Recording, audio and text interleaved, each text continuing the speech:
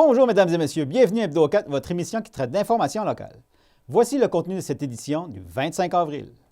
Le gouvernement du Québec annonce des investissements de 314 237 000 pour les 2 prochaines années pour les infrastructures routières, ferroviaires et aéroportuaires de la région de la Gaspésie et des Îles-de-la-Madeleine.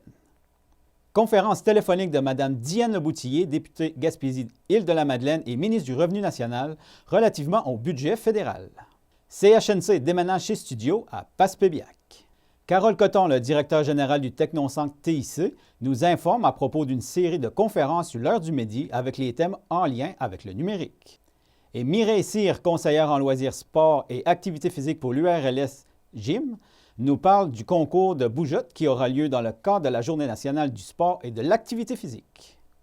Bonne émission à tout le monde. Tout d'abord, bonne nouvelle pour la région. Le ministre des Transports et ministre responsable de la région de l'Estrie, M. François Bonnardel, ainsi que le ministre de l'Énergie et des Ressources naturelles et ministre responsable de la région de la Gaspésie, Île-de-la-Madeleine et de la région de la Côte-Nord, M.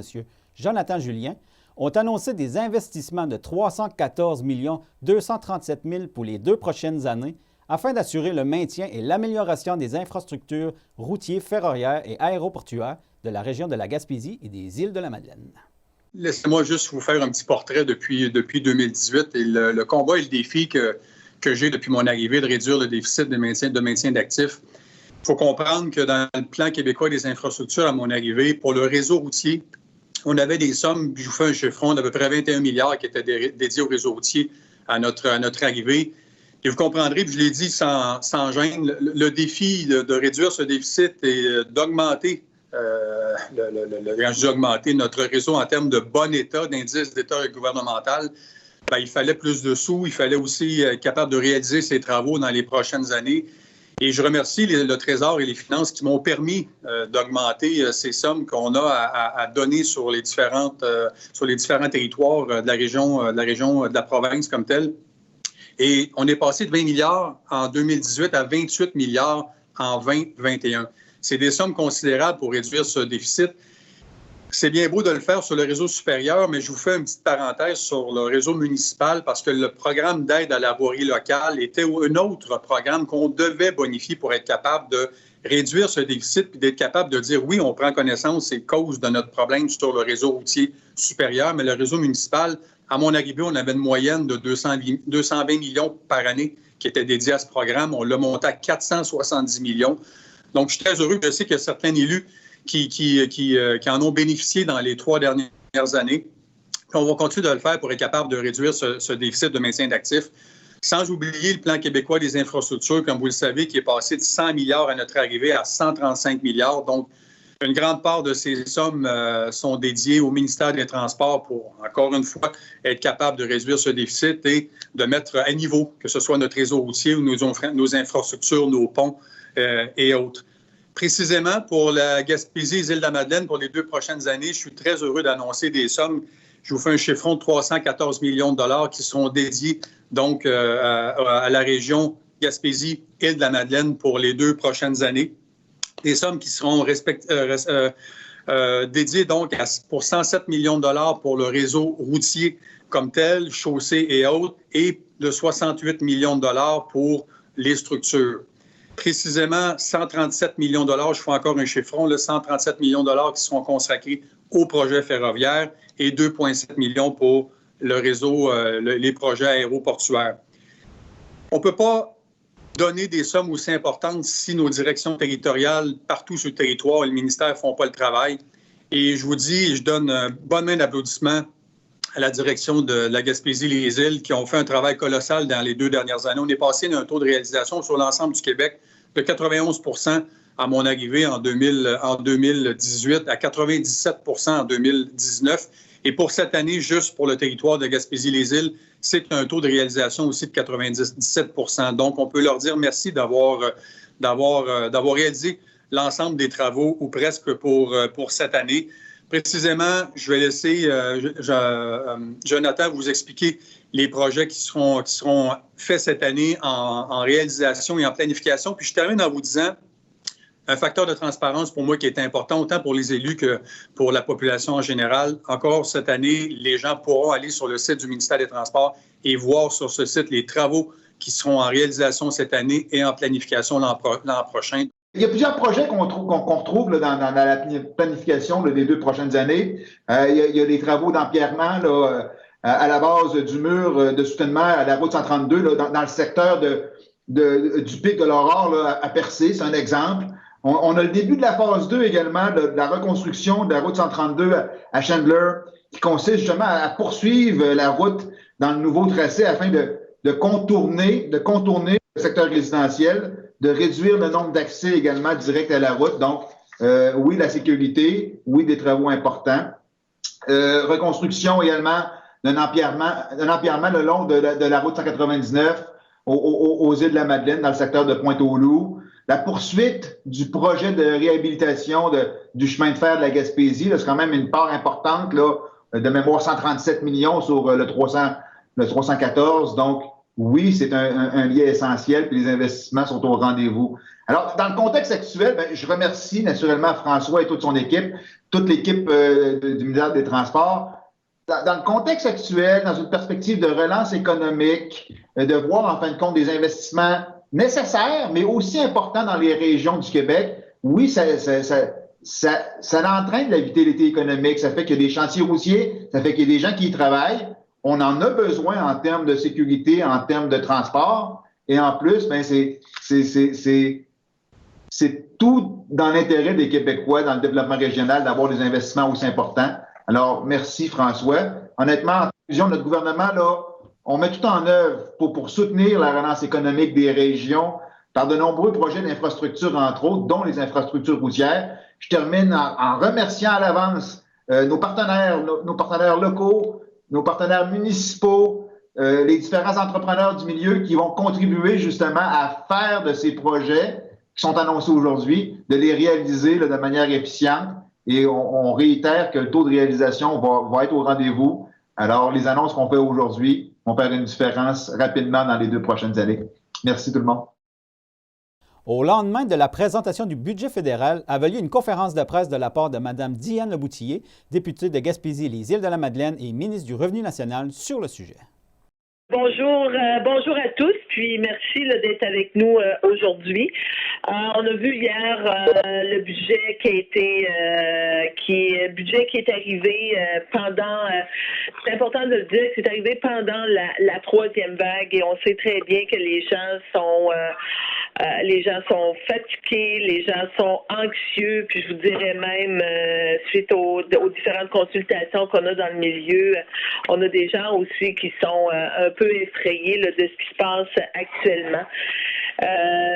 Donc je veux profiter de l'occasion pour féliciter ma collègue, la vice-première ministre Chrystia Freeland, qui est aussi ministre des Finances, pour avoir présenté le budget 2021. Je peux vous dire que c'est une réalisation qui est remarquable, tant au fait que c'est la première femme au Canada à présenter un budget fédéral. Donc, ce budget-là, c'est un budget qui est costaud, puis qui propose des investissements là, d'un peu plus de 100 milliards de dollars sur 3 ans dans le plan de croissance du gouvernement du Canada pour créer de bons emplois, puis appuyer aussi une relance qui va être résiliente et qui sera inclusive.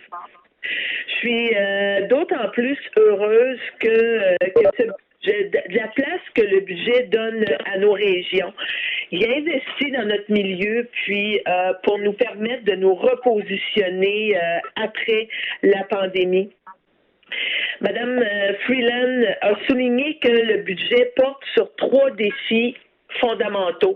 Le premier défi du budget, c'est vraiment pour nous, c'est de terminer la lutte à la COVID-19. C'est vraiment là la plus grande priorité de notre gouvernement, c'est de protéger la santé puis la sécurité des Canadiens, en particulier pendant cette 3e vague. On le voit avec le déploiement des vaccins qui sont en cours dans l'ensemble du pays. Je peux vous dire que notre gouvernement va offrir son soutien et continue d'offrir le soutien à toute provinces et les territoires et on encourage aussi fortement les gens là, à continuer d'appuyer là, les mesures de la santé publique. On parle du port du masque, la distanciation, ainsi que le fait là, de se laver les mains. Le deuxième objectif du budget, c'est vraiment la relance. On parle de relance après la COVID. On travaille aussi à guérir les blessures qui ont été laissées par la récession qui a été causée par la COVID. Puis on l'a vu, là, la récession, là, c'est le repli économique qui a été le plus marqué et le plus rapide depuis la Grande Dépression. Et là, on parle des années 1930. Ça a eu vraiment là une incidence démesurée sur les travailleurs à faible revenu, les femmes, les jeunes, les Canadiens racisés et aussi au niveau des PME. Le troisième aspect du budget, c'est là, on vise à créer plus d'emplois, on vise à créer de la prospérité pour les Canadiens et pour les décennies à venir. Donc, on parle ici de croissance à long terme. Le budget de 2021 prévoit des investissements sans précédent qui vont accorder la priorité aux gens, créer des emplois, faire croître la classe moyenne, placer les entreprises dans la voie de la croissance à long terme, veiller à ce que l'avenir du Canada soit plus sain, plus équitable, plus vert, plus prospère. Et pour nous, c'est vraiment important. Après 87 ans à New Carlisle, CHNC déménage ses studios à Passepébiac dans l'actuelle salle du conseil municipal. Une conférence de presse fut organisée pour l'occasion. En voici un extrait. Bienvenue à cette conférence de presse historique dans le paysage gaspésien et plus précisément à Passepébiac et sa région immédiate. La coopérative des travailleurs de la radio CHNC débarque à Passepébiac. La coopérative et la ville en sont venus à une entente d'occupation du deuxième étage de l'hôtel de ville pour une période de 10 ans, comme Mme Catherine vient de mentionner, et qui pourra être reconduit par les parties par la suite. Le conseil municipal et moi-même, nous considérons la venue de la station de radio CHNC comme un renouveau et un dynamisme qui permettront une plus grande visibilité à Passepébiac au niveau régional. En plus, assurément, d'éventuels échanges de services entre les deux organismes pourront voir le jour avec cette nouvelle proximité. Une nouvelle ère s'inscrit dans le développement de notre communauté, bénéfique autant à un qu'à l'autre. Vous savez, dans sa vision 2030 et son plan d'action, la Ville veut faire la promotion de son image, faire connaître ses bons coups et collaborer avec le milieu par l'entremise de divers outils promotionnels. On y fait part qu'en 2030, son image est à son zénith. Elle facilite l'installation et l'intégration d'entreprises sur son territoire, un gage d'avenir pour une communauté qui veut non seulement survivre, mais aussi être à l'avant-plan de son développement local. Aujourd'hui, on réalise un bon pas en avant pour réussir à implanter notre vision. Donc, au nom de la population, du conseil municipal et à mon nom personnel, je tiens à remercier et surtout féliciter de vive voix CHNC d'avoir eu ce flair des affaires et de demeurer près de leur origine où tant de gens les ont supportés et vus naître. Un merci particulier aussi au conseil de ville pour leur adhésion au projet qui devient aujourd'hui réalité. Rêve d'un maire, rêve d'un conseil municipal, d'avoir en son sein les médias, tels que la radio, la télévision, les journaux, etc. Pour la radio, on peut dire check. Pour les autres médias, eh bien, on peut leur dire aujourd'hui, on a de la place pour vous à Passepébiac. Un merci spécial aussi au syndicat des employés de la ville de Passepébiac et des Moussaillons pour leur collaboration sur ce dossier. Un merci précieux à toutes celles et à tous ceux qui ont participé de près ou de loin à la réussite de ce projet. Naturellement, à toute l'équipe de CHNC, nous vous souhaitons un franc succès dans la réalisation de votre nouveau défi et bienvenue à Passepébiac.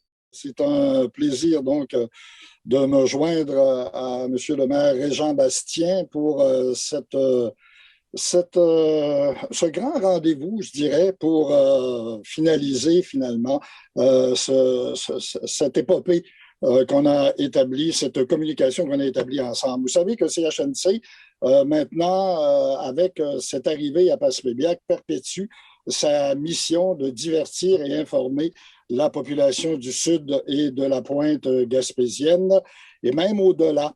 Alors, le faire dans un environnement plus adéquat, c'est très stimulant pour une équipe qui a à cœur de poursuivre son développement.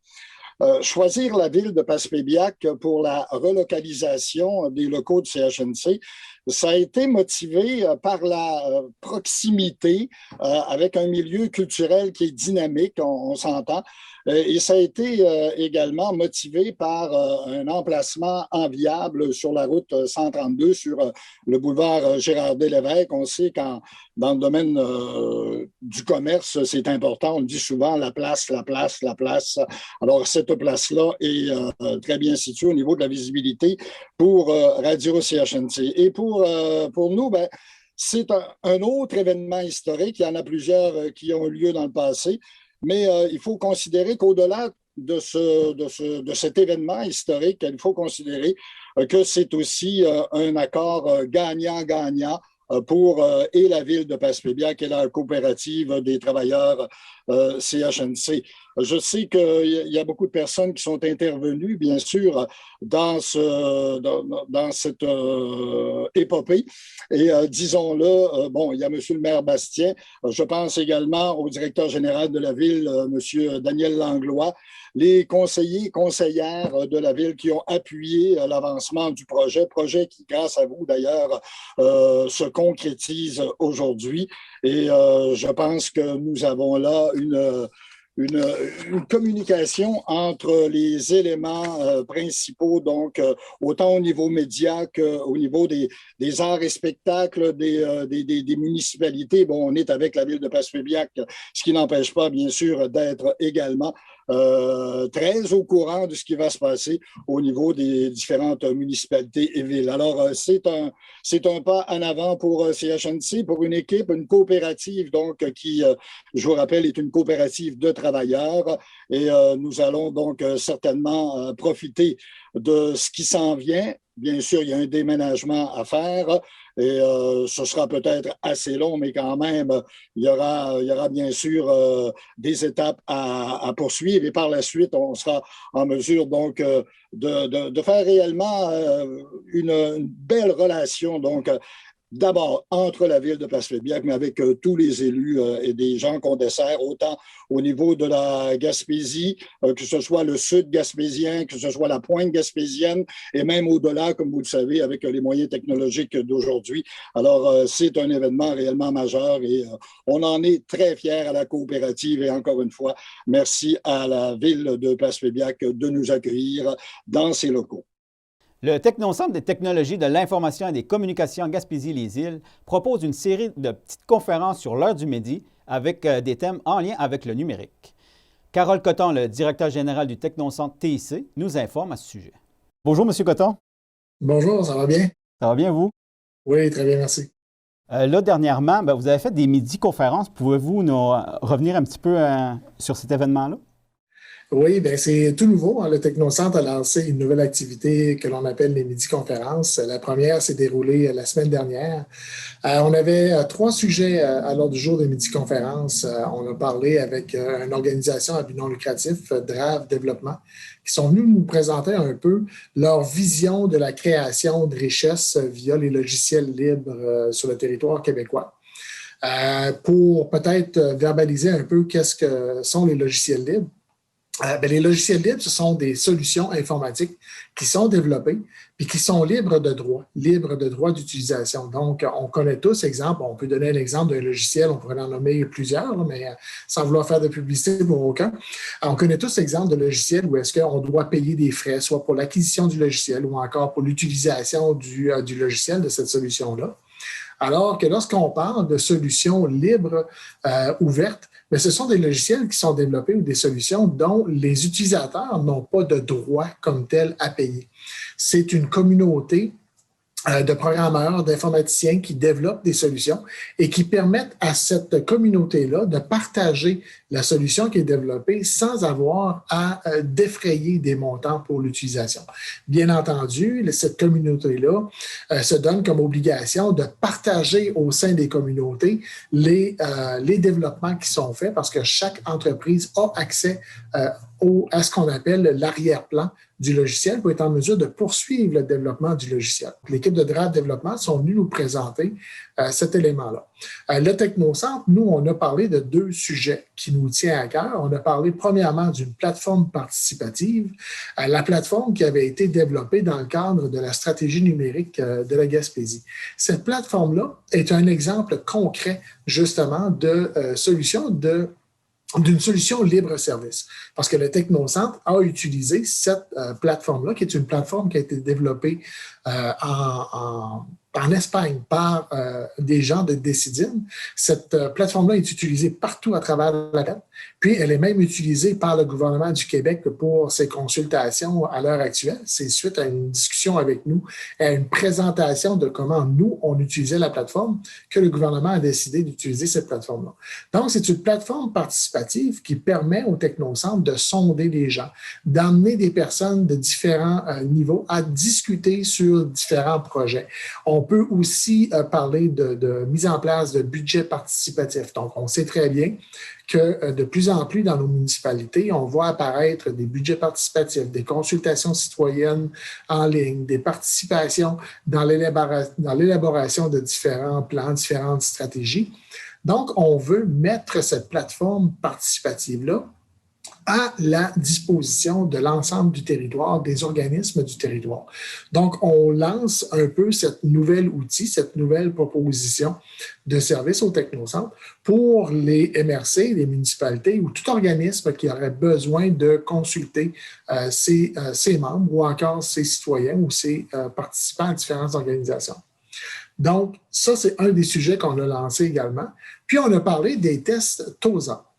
Les tests TOSA, c'est des nouveaux tests que le Technocentre est mandataire depuis maintenant 4 mois et ce sont des tests d'évaluation de compétences numériques.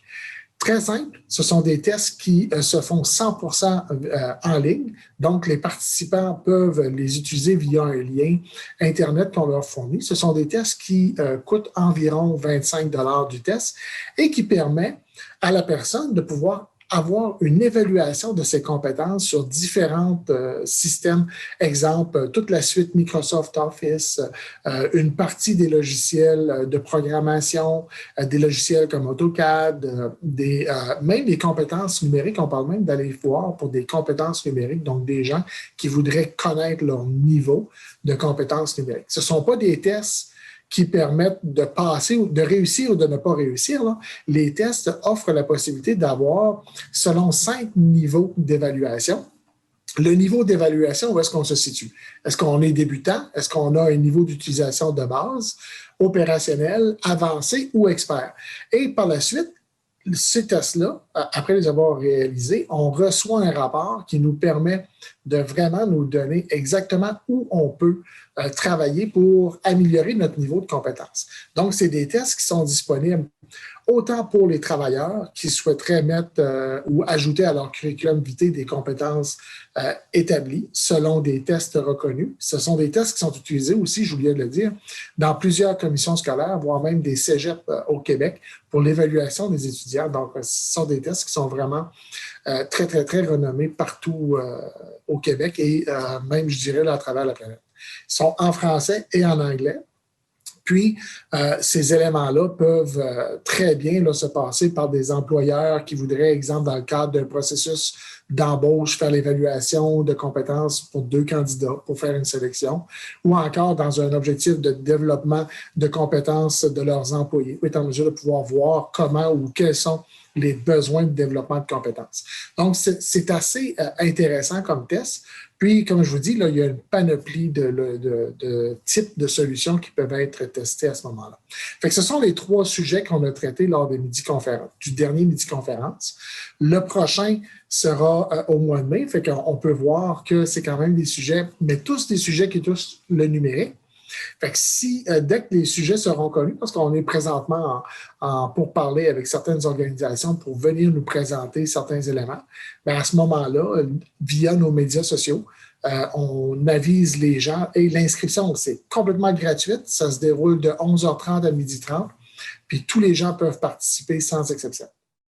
D'accord. Fait que ça va être à surveiller prochainement. Une autre chose à surveiller aussi, c'est l'Assemblée générale. Oui, notre Assemblée générale annuelle, le 17 mai prochain, dès 16h. Donc, déjà via notre site Internet au www.technocentre-tic.com, vous pouvez vous inscrire à notre Assemblée. C'est ouvert à tous. Donc, si vous voulez connaître, en savoir un peu plus sur le Technocentre, voir un peu ce qui se passe ou ce qui s'est passé dans la dernière année au niveau du numérique en Gaspésie et aux îles, bien, tous sont les bienvenus à cette Assemblée générale qui sera complètement virtuelle. Le 2 mai et les 10 jours suivants, l'Unité régionale Loisirs et Sports Gaspésie-Île-de-la-Madeleine invite toute la population à participer au concours de bougeotte dans le cadre de la Journée nationale du sport et de l'activité physique. Mireille Cyr, qui est conseillère en loisirs, sport et activité physique, nous en parle. Bien, bonjour Mireille. Bonjour. Là, prochainement, le 2 mai de chaque année, c'est la Journée nationale du sport et de l'activité physique. Pouvez-vous nous expliquer, c'est quoi au juste cette journée? Il y a la Journée nationale du sport et de l'activité physique, qu'on peut aussi appeler la JNSAP. C'est un événement annuel qui a lieu le 2 mai, comme vous l'avez dit, mais ça se poursuit aussi les 10 jours suivants. Durant ces jours-là, la population, dans le fond, est invitée à bouger puis à se rappeler que c'est agréable pour ensuite continuer à bouger tout au long de l'année. Qu'est-ce qu'on peut faire au juste pendant cette journée-là? Mais dans le fond, pour la JNSAP, l'URLS Gym invite la population générale à bouger, autant les enfants, les adolescents, les adultes, les personnes âgées, puis à prendre une photo de bougeotte. Donc, une photo pendant l'activité physique de leur choix. On peut s'inscrire ensuite sur le site Internet de la JNSAP, donc le jnsap.ca. Puis, vous pouvez courir la chance de gagner plein de beaux prix. Donc, il y en a pour les écoles, les CPE, les familles. Puis, c'est possible aussi là, de participer à tous les jours avec des photos et des activités différentes. C'est vraiment un bel événement. Là, les gens, il faut qu'ils s'inscrivent d'avance pour le concours de photos? Quand ils ont fait leur activité, ça, ils se prennent en photo, puis ils peuvent aller s'inscrire sur le site Internet là, avec leurs coordonnées, puis ils vont mettre leurs photos, puis c'est comme ça que ça va valider leur inscription au concours. OK. Y a-t-il des dates limites pour s'inscrire? Dans le fond, le tirage va avoir lieu le 13 mai. Fait que le concours se déroule vraiment à partir du 2 mai, puis les 10 jours suivants. Pouvez-vous nous expliquer c'est quoi les bienfaits de participer à une telle journée? Bien, c'est sûr que ça fait du bien autant physiquement, autant mentalement. Puis en même temps, c'est un beau moyen de se rapprocher des gens près de nous. C'est sûr qu'avec la COVID, en ce moment, c'est un petit peu difficile là, pour les groupes, mais ça peut être rassembleur. Là. C'est quel genre d'activité qui peut être pratiquée? Ça peut être n'importe quoi. Ça peut être autant une activité sportive, là, ça peut être un sport, mais ça peut aussi être aller prendre une marche, jouer au soccer avec les enfants. Ça peut être aller courir à l'extérieur. Il n'y a pas de limite. C'est vraiment, on veut bouger. On veut inciter les gens à bouger. C'est vraiment pour les gens de tout âge. Là. Oui. La population générale, on veut on veut rejoindre le plus de gens possible parce que c'est vraiment important là, de bouger à tout âge. Pour revenir au concours de photos, les gens, ils font leur activité puis ils prennent une photo d'eux? Oui, on veut une photo en mouvement. On aimerait ça que ce ne soit pas trop flou. Mais oui, pendant qu'on bouge, on se prend en photo puis on envoie ça. C'est ça qu'on appelle une bougeotte, dans le fond. C'est le terme pour décrire la photographie en mouvement. Mais le plus important, c'est de participer et de s'amuser. Oui. Oui, il y a plein de façons de bouger. Là. Même si on doit respecter les mesures sanitaires liées comme à notre palier d'alerte en Gaspésie puis aux îles, on invite vraiment la population à découvrir ou à redécouvrir le plaisir de bouger, de faire du sport puis de pratiquer des activités physiques. Comme je disais tout à l'heure, ça peut être n'importe quoi. Ça peut être du vélo, de jouer une partie de tennis, d'aller marcher, de jouer dehors. Puis cette année, on prend vraiment le temps de bouger, c'est important. Puis on va s'inscrire sur le site de la JNSAP puis on partage nos photos de bougeotte.